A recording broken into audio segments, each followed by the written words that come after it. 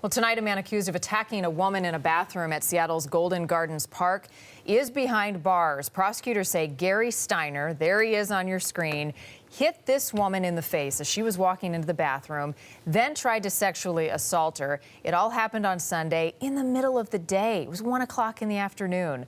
The woman eventually broke free. She scratched his face.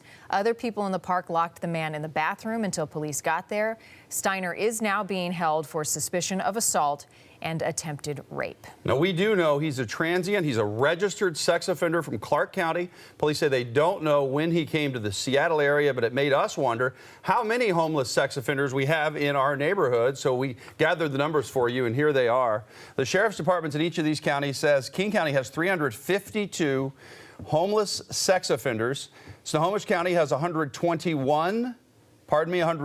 and Pierce County has 172. Now, these are the sex offenders that don't necessarily have a house where they register. They register at the sheriff's department. As long as they check in, they don't get a warrant for their arrest. I mean, this case, I think, really hits home for so many of us. One, because it was a woman in a popular park. Two, it happened in the middle of the afternoon. She was just using the restroom. So, you know, if I'm going out with my family, or if you're in your community and you're headed somewhere and you're walking, what are some things that we can do to protect ourselves from somebody like this? Yeah, it was just terrifying. And she would scratch him in the face, and he punched her, according to police, 3 times. So a very violent guy.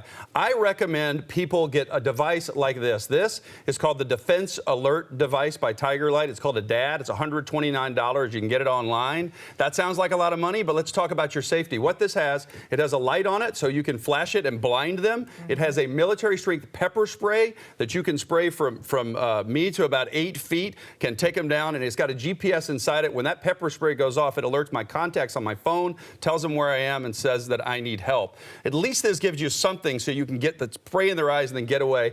Do not use something like this unless you get some training and you practice. Don't just go out and buy something and think you're safe. The great thing, though, is it's got the band on it. So if you're a woman and you're walking and you're running, it's not going to come off your hand. Right. Know how to use it. Right. Yeah, exactly. There's a reason people need to have this. Now, these kind of attacks are rare, but they do happen. Take a look at this guy, Marvin Easley. He's a sex offender wanted right now. He's got a warrant for his arrest for failing to register in Pierce County as a sex offender.